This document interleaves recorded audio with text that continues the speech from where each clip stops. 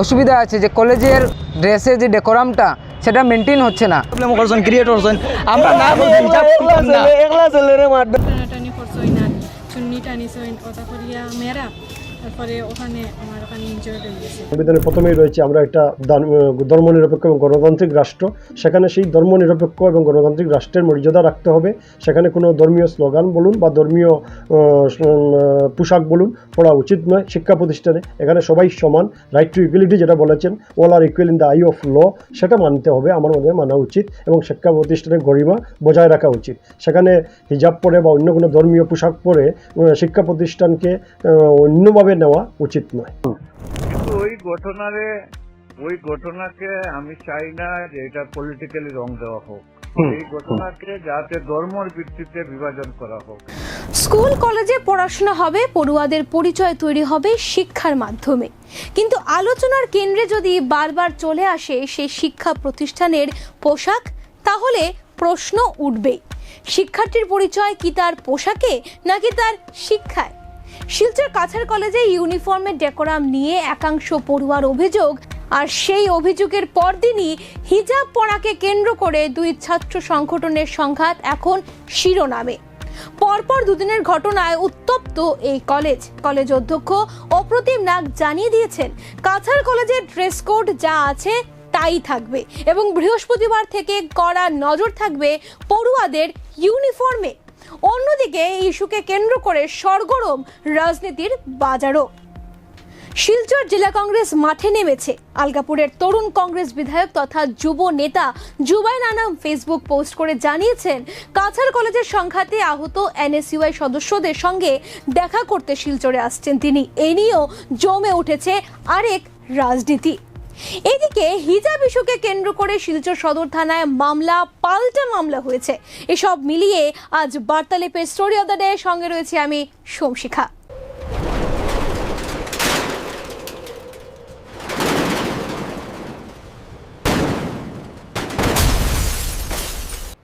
শুধু একটা ভুল স্ট্রাকচার আর ভেঙে পড়তে পারে আপনার পুরো সোলার সিস্টেম।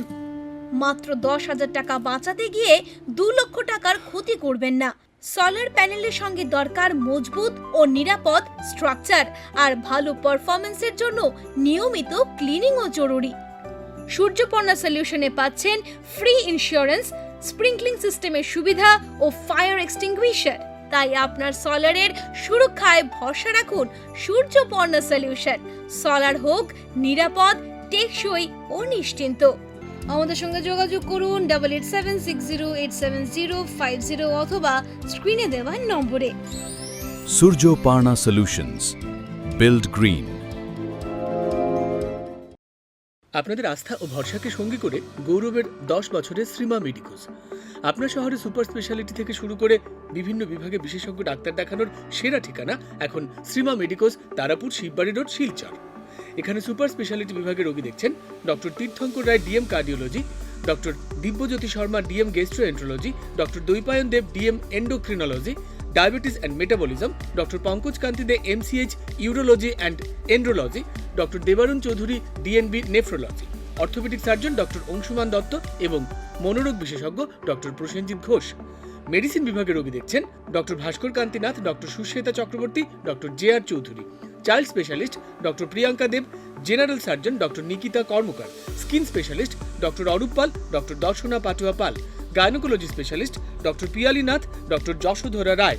ডাক্তার দেখাতে আজই যোগাযোগ করুন 038422683111, 9435070359 এবং 8638814614 নম্বরে।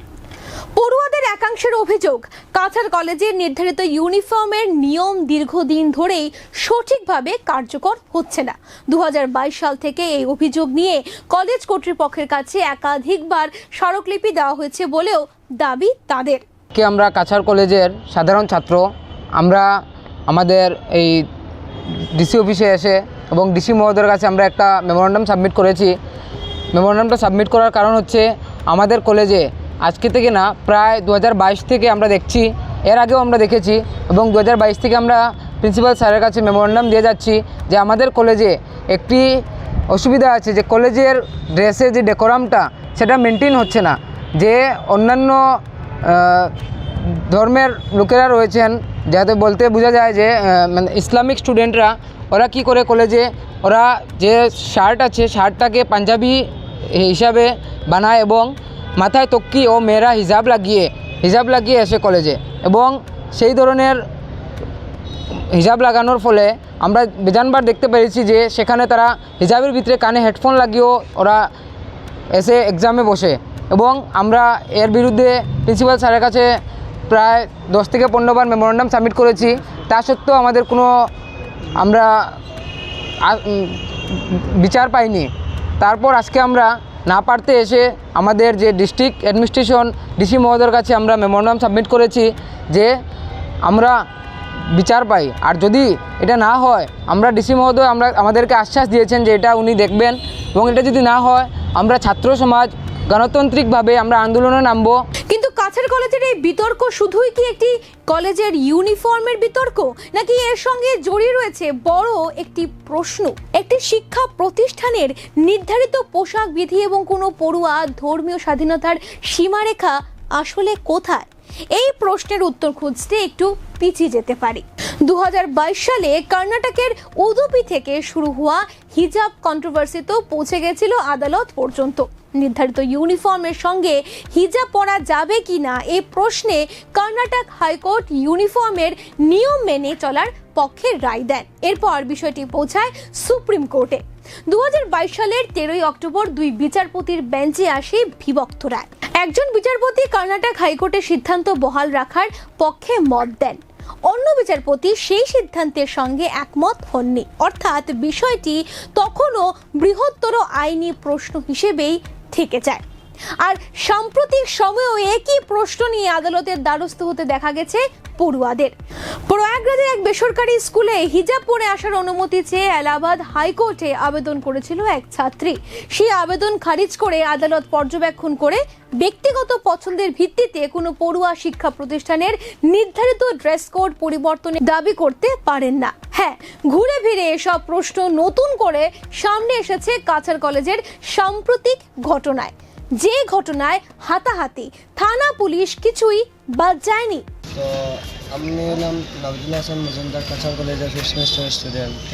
আজকে আমরা কাছাড় কলেজও পয়লা 24 তারিখ তোমার কাছাড় কলেজের মেম্বারশিপ ফার্স্ট হয়েছে। আমরা এখান তো শেষ হয়ে গেছে, সুন্দর হয়ে গেছে, কোনো অসুবিধা হয়েছে না। সেকেন্ড দিন যেহেতু আমি আইসি আবার পরে আমরা সব আমরা কার্যকর্তা আসলাম, আমরা তো পিসফুলি প্রিন্সিপাল স্যারের কাছে সবটা মেমোরেন্ডাম দিয়ে আমরা পিসফুলি তার কাছে পারমিশন লইয়া বাদে আমরা যা করছি। যদি আমরা কাছে পারমিশন হইতো না তো আমরা করলাম এটা তো না করলাম না হইলে তে আমরা মেইন উদ্দেশ্যটা হইল কি, দেখো বীরও মাঝে মেয়েরাও আসলাম, আমরা ছেলেরাও আসলাম না, ছেলেরা জাস্ট 2 জন আসলাম। তারা এর আগের দিন করছেন আর আমরা 2500 করে 25 তারিখ করছি, তারা 24 তারিখ 24 তারিখ কী তাই 24 তারিখ তো কোনো প্রবলেম করছে না, সুন্দর হয়ে গেছে।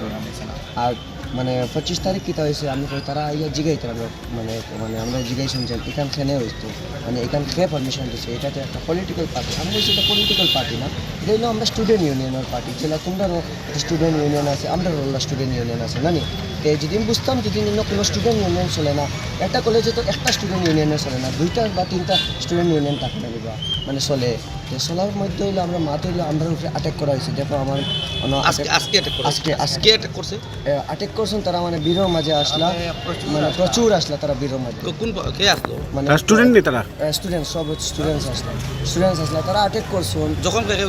যখন তো আমি হয়েছি ও তান দেখো মুখও হয়েছে আর তানোর পুরো ভিতরে দিয়ে মারছে, হাতে মারছে। যদিও পাল্টা বক্তব্য রয়েছে অন্য শিবিরেরও, কিন্তু আইন কি বলছে?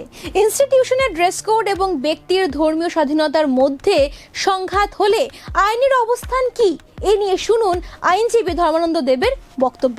এটা হচ্ছে একটা প্রাতিষ্ঠানিক নিয়ম, যে প্রতিষ্ঠানে আপনি থাকবেন সেই প্রতিষ্ঠানের যে ড্রেস থাকবে সেটা মেনে চলা আপনার দায়িত্ব এবং কর্তব্য বলে আমি মনে করি। কেননা একটা প্রতিষ্ঠানের ঐতিহ্য রয়েছে, সংস্কৃতি রয়েছে এবং শৃঙ্খলা রয়েছে, সেই সব মেনটেন করতে গেলে সেই ড্রেস কোড মানতে হবে, এটা প্রাতিষ্ঠানিক নিয়ম। আর ইউনিফর্ম যেটা বলছেন আপনি, সেটার পিছনে উদ্দেশ্য রয়েছে। কেননা শিক্ষা প্রতিষ্ঠানে দেখেন শৃঙ্খলা বজায় রাখতে হলে এ ধরনের ইউনিফর্মের প্রয়োজন রয়েছে। তারপর ছাত্রছাত্রীদের মধ্যে কোনো ইকুয়ালিটি যাতে ডিসক্রিমিনেশন না হয়, তার জন্য এই ড্রেস কোডের প্রয়োজন রয়েছে। আপনার সোশিয়াল বা ইকোনমিক যে স্ট্যাটাস, সেটার জন্য কোনো ডিসক্রিমিনেশন ফিল না হয় স্টুডেন্টের মধ্যে, তার জন্য ইউনিফর্মের প্রয়োজন রয়েছে। এছাড়া একটা প্রাতিষ্ঠানিক যে ঐতিহ্য আমি প্রথমে যেটা বললাম, সেটাকে বজায় রাখার জন্য এই ড্রেস কোড জরুরি বলে আমি মনে করি। তারই সঙ্গে যখন আমরা দেখি যে হিজাবটা কি ম্যান্ডেটরি, দেখেন প্রথমেই দেখতে হবে হিজাবটা এসেনশিয়াল রিলিজিয়াস প্র্যাকটিস কিনা। হ্যাঁ, সেটা এসেনশিয়াল রিলিজিয়াস প্র্যাকটিস কিনা সেটা দেখতে হবে, এবং সেটা নিয়ে আদালতে বর্তমানে সুপ্রিম কোর্টে বিচারাধীন রয়েছে। বিষয়টি নিয়ে বেশি আমি বলা উচিত নয়, যেহেতু সুপ্রিম কোর্টের বিচারাধীন রয়েছে। তবে আমি বলবো যে যেহেতু একটা প্রতিষ্ঠানে আপনি থাকবেন, সেই প্রতিষ্ঠানের নিয়ম মানাটা আপনার দায়িত্ব এবং কর্তব্য। এবং ভারতীয় সংবিধানের আর্টিকেল 25 এর রিলিজিয়াস ফ্রিডম এবং এডুকেশনাল ইনস্টিটিউশনের ড্রেস কোড কনফ্লিক্ট হলে আইনি অবস্থানটা কি? দেখুন, যে আর্টিকেল 25(1) বলেছেন কনস্টিটিউশন, সেটা হচ্ছে পার্ট 3-তে ফান্ডামেন্টাল রাইটসের আন্ডারে। সেই আর্টিকেল যে 25 শুরু হয়েছে, আপনি যদি সংবিধানে সেই আর্টিকেল 25-তে স্টার্টিং লাইনটাই পড়েন, সাবজেক্ট টু বলে লেখা রয়েছে, subject to public order, morality and health and the other provision of this part, অর্থাৎ সাবজেক্ট টু পাবলিক অর্ডার। যদি এখন কোনো ল অ্যান্ড অর্ডারের কোয়েশ্চন আসে, তাহলে এই 25(1) অ্যাপ্লিকেবল হবে না। তারপরে এই পার্টের যেগুলো আদার্স প্রভিশন আছে, এগুলো মানতে হবে। এখন এখানে রাইট টু ইকুয়ালিটি রয়েছে এই পার্টে। হ্যাঁ, এইসব দেখতে হবে। এইসব শুধু বললেই হবে না যে 25(1)-এ বলেছে রিলিজিয়াস প্র্যাকটিস রয়েছে, তার মানে নয় যে ড্রেস কোড বা আপনি মানতে হবে না। বিভিন্ন স্কুল কলেজ বিভিন্ন প্রতিষ্ঠানে রয়েছে ড্রেস কোড, সবাই মানছে, তাহলে আপনি কেন মানবেন না?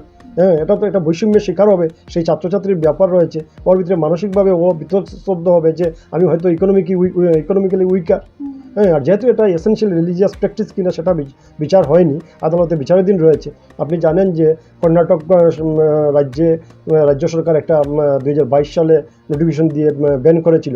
তারপর যদিও এটা মামলা হয়েছিল, কর্ণাটক হাইকোর্ট কিন্তু এটাকে ব্যান দিয়েছিল। তারপর ওরা অ্যাপিল করেছে সুপ্রিম কোর্টে। দুজন জাজের বেঞ্চে ছিল, দুজন জাজ দুটি মত প্রকাশ করেছিলেন, অর্থাৎ ডাইভার্জেন্ট ভিউ নিয়েছিলেন। তারপর এটা এখন লার্জার বেঞ্চে বিচারাধীন রয়েছে।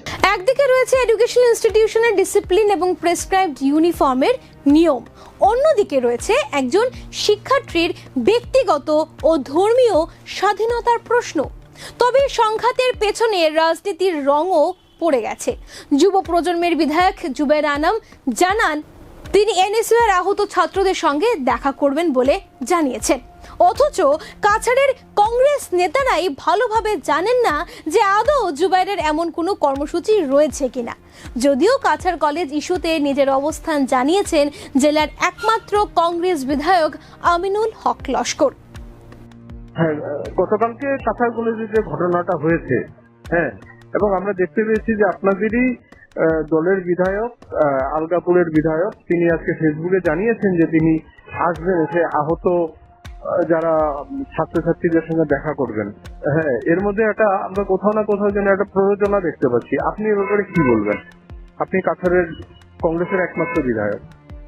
দেখেন, গতকালকে যেটা কাছাড় কলেজে ঘটনা ঘটছে, সেটা খুবই নিন্দনীয় ঘটনা। হ্যাঁ, এটা ঘটনা আমরা কোনোদিনও আশা করি না। কারণ একটা কলেজে হোক বা একটা হায়ার সেকেন্ডারি স্কুলে, হাই স্কুলে হোক, যে কোনো একটা রিকগনাইজ স্টুডেন্ট নিয়ে তাদের মেম্বারশিপ গাইড দিতে পারে।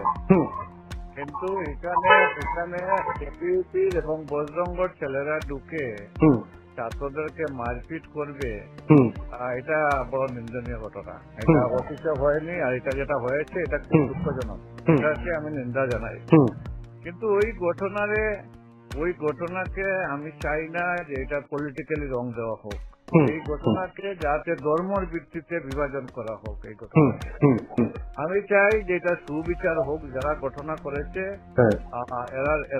এরার বিরুদ্ধে যেহেতু কেস হয়েছে, পুলিশ তাদেরকে চিহ্নিত করে তারা গ্রেপ্তার করা হোক, তাদেরকে অ্যাকশন নেওয়া হোক, যাতে ভবিষ্যতে কোনো শিক্ষা প্রতিষ্ঠানে এই ধরনের ঘটনা না ঘটে। এটাকে যেহেতু এসে উচ্ছৃঙ্খল উচ্চবাক্য ব্যবহার করে পরিস্থিতিকে নষ্ট করার যাতে না হয়, এটা আমার একটা অনুরোধ থাকবো। কেউ বা যে বাইরের থেকে এসে ওটাকে উত্তেজিত করবে, পরিস্থিতি গরম মানে উত্তেজিত করে নিজের রাজনৈতিক ক্রেডিট নেবে, এটা কোনো অবস্থায় মানা যায় না। এটাই আমার। হ্যাঁ, এমনিতে মানে উনি তো অন্য জেলার জুবের নাম, হ্যাঁ, তো উনি কি কাছাড় জেলার আপনাদের সঙ্গে কোনো যোগাযোগ করে আসছেন কি? না, আমাদের সঙ্গে কোনো যোগাযোগ হয়নি। হ্যাঁ, জানি না আমি জেলা কংগ্রেসের সঙ্গে যোগাযোগ হয়েছে কিনা আমি বলতে পারবো না। কিন্তু এখানে যেহেতু আমি আছি, কালকে আমি খবর নিয়েছি, আমাদের অভিজিৎ পাল স্বয়ং গিয়েছেন, আমাদের জেলা সভাপতি মানে সজলাচার্য গিয়েছেন কলেজে, খবর নিয়েছেন। যাদের মানে ইনজুরি হয়েছে এদেরকেও খবর নেওয়া হয়েছে। এটাকে বাইরে থেকে এসে এসে উচ্ছৃঙ্খল উচ্চবাক্য ব্যবহার করে পরিস্থিতিকে নষ্ট করার যাতে না হয়, এটা আমার একটা অনুরোধ থাকবে। সব মিলিয়ে বলা যায় কাছাড় কলেজ ও তার ইউনিফর্ম ঘিরে শুধু ছাত্র রাজনীতি নয়, সরগরম হয়ে উঠেছে কাছাড়ের মেইন স্ট্রিম রাজনীতিও। বার্তালিপির সঙ্গে থাকার জন্য অনেক অনেক ধন্যবাদ।